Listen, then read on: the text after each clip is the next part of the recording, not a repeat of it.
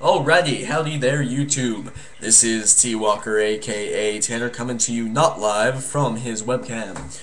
Today, as promised, I'm going to give you my system as it is now. As I've said before, I've changed my system, I've modded it, I have added things, I've taken away things in order to try to get a more streamlined, better running, smooth system that still does what I want it to do. So all my old videos, I would suggest no longer any need to watch them. Thank you to those who have commented on them. I really appreciate that. That helped out a lot. That and a lot of playtesting have made what I'm about to give you. And what I'm about to give you is a series of videos, this being the first, about how my system is run now. And I decided to do this now because for the most part, I've taken out a lot of stuff. Pretty much all I can take out of. I probably will take more out and change things still, but this is the base. These are the bones of my system, and so I thought I would share them with you. So today we're going to go over the most basic of things, task resolution. Alright? Let's get into it. So, my first question in task resolution for you is, are you feeling lucky? And I'll show you why. I'm going to bring the camera down. And what you see right here is an assortment of dice. You see the D2, D4, D6, D8, or, there we go, D8, D10, D12, and D20. Now, bear with me as I explain this to you, because it's going to seem weird. Not hard to understand, just weird at first. A maximum roll on any of these dice will automatically will get you what is called a critical success. It doesn't mean you always succeed, it just means you have a higher percentage of succeeding. However, a roll of 1 on any of these dice will get you a critical failure, making you have a higher chance of really failing. And not only failing, really failing. But, on the other hand, you could critically succeed. Now you choose which dice you want to roll. The D20, you only have 20% chance, or a 5% chance of getting a 1. You only got a 5% chance of getting a 20 though too. On a D2, it's 50-50. Very risky. Now, you're thinking, what about the numbers in the middle? What do they do? It's easy. They're split in half. For example, on a D8, 2, 3, 4 is a simple failure. Not a critical one, just a simple one. A roll of 5, 6, 7 is a simple success. And now your head's really spinning. You're saying, wait, so my success or failure is only 50-50? Not exactly. Because this is where it gets fun. These are your resolution dice.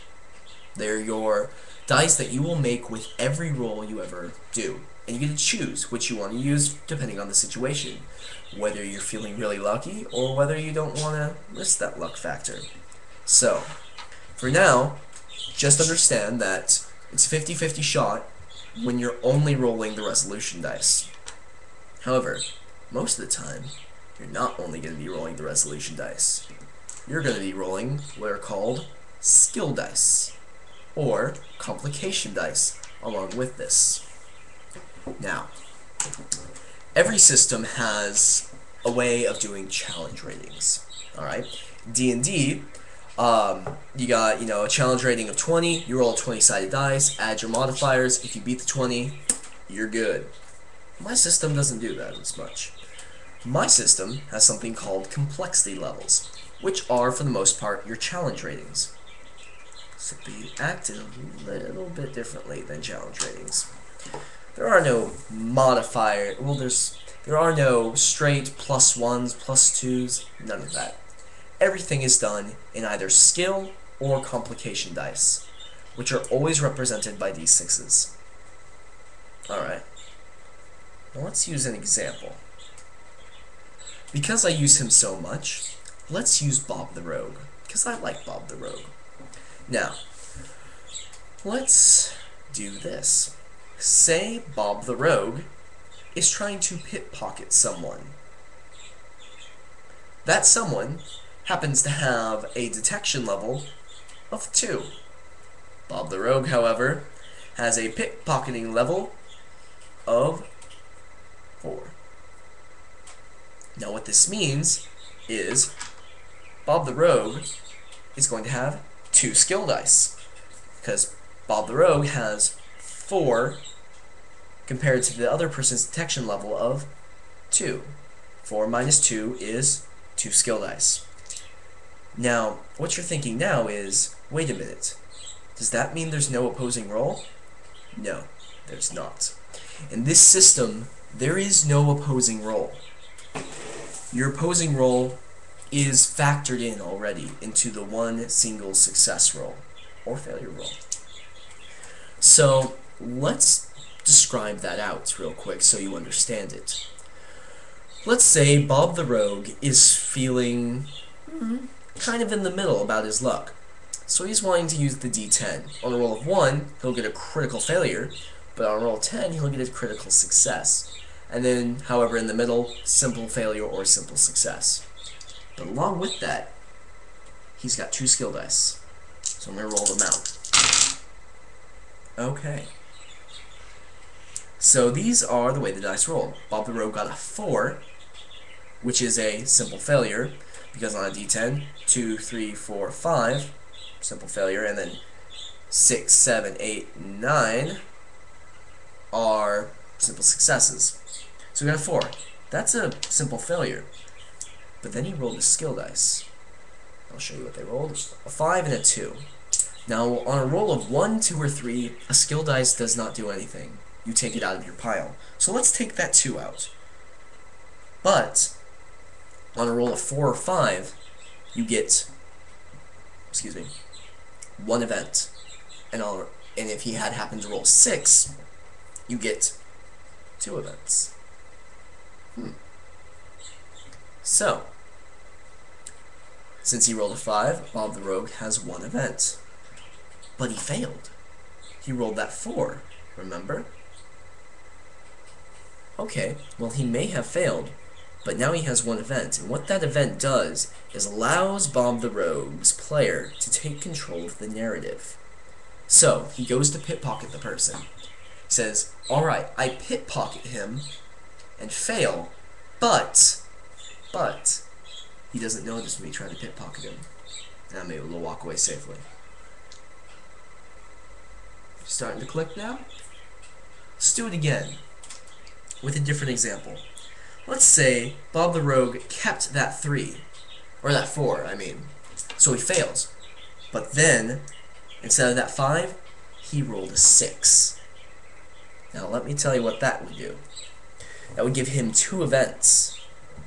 And with 2 events, you can change a simple success, or a simple failure, into a simple success. So Bob the Rogue could have said, I don't fail, I succeed, using my 2 events that I have.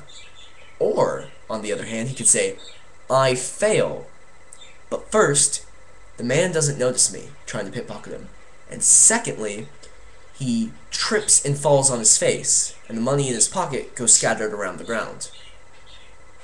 He failed, but his skill dice allow him to take control of the narrative. Alright? Getting it? Now let's say the man had a detection of 6, detection level of 6. So the complexity level of the task is 6. Bob the Rogue only has a pickpocket level of 4. He chooses the D10 again, and he rolls. Except now, these are no longer skill dice. These are complexity dice. Not good. They act just like skill dice. On a roll of 1, 2, or 3, they do nothing. However, on a roll of 4 or 5, they add in 1 complication. And on a roll of 6, they add in 2 complications. You don't want to be acting with a lot of skill dice in your pocket. Alright, complication dice in your pocket. Let's see why. Alright. So, Bob the Rogue rolls, again, he's really unlucky, a 4. Failure. He does not pickpocket him. But let's look at his complication dice rolls. A 5 and a 3. He fails. But Since the 3 doesn't count for anything, we take it out, but the 5 does. That's one complication. Now this acts just as the skill dice do, except it's the GM who gets to decide now what happens. Complications are never good. So let's see. I'm the GM. I say, okay, Bob the Rogue, not only do you fail at pickpocketing this man, but also he notices you. He grabs onto you, and he starts to yell at you and call for the police. Complications. Not good. You gotta see how it works. Now, however, let's do that again. Say Bob the Rogue rolls an 8. Right? He succeeds in trying to pickpocket him. But the man rolls a 4 and a 6 on his skill roll, giving him 3 events. 1 for the 4, 2 for the 6. Alright? 3 events. He says, alright, with 2 of my events, he fails, because the man would be choosing what would happen. These are Bob the Rogue's complication dice. He fails. Not only does he fail, but the man recognizes you and reports you to the city guard. So what you've just seen is how skill dice can change the outcome of things. Every task has a complication level, and you will most likely have a certain skill in whatever the task is, and so you'll have a skill dice pool. You take the skill dice pool minus the complication level. That's however many skill and or complication dice you roll with whatever you're doing. Now you're thinking, but there's no opposed rolls. No, because this takes into account the opposed roll. Because one person's skill dice is another person's complication dice. For the man who's being pickpocketed, Bob the Rogue's complication dice are his skill dice. And on the other side, Bob the Rogue's skill dice are the man's complication dice. That's the basics of task resolution. Now, very quickly, let's use another example.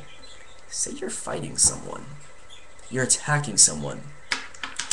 You have a skill of 4 in combat. He only has a skill of 2. Meaning, you're going to roll, whenever you attack him, 2 skill dice. Let's say you choose a d6 as your roll. You roll, you get a 5 on your d6 that you're rolling to see if you succeed. You succeed, and 5 and a 1. Alright? So you succeed with 1 event. So you say, alright, I hit him. Not only that, I hit him so hard, he drops his weapon. That skill dice made you able to take his weapon away from him. Alright? However, if that had been a complication dice, saying he had, a combat level of 6, he could say, okay, you hit me, but you stagger and you drop your weapon. Now, the other person drops their weapon. Or you stagger and, you don't do as much damage. Or you can affect it in any way that you want, pretty much. There are limits for damage, there's mechanical things, but this is the basics of it. Your skill dice allow you to add in events into the situation. Alright? And your complication dice add in events that maybe aren't so good for the situation. Alright? This has been the basics of task resolution. You get to pick what your dice is, from a d20 to a d2. Maximum numbers will give you a great success. That's a success with 2 events. A 1 will give you a failure with 2 complications. But your skill dice can curb that outcome. You can use 2 events to make a failure into a success. On the other hand, the DM can use 2 complications to turn your success into a failure. Alright everybody, I'm running out of time. This has been T Walker, aka Tanner, coming to you not live and bringing you task resolution.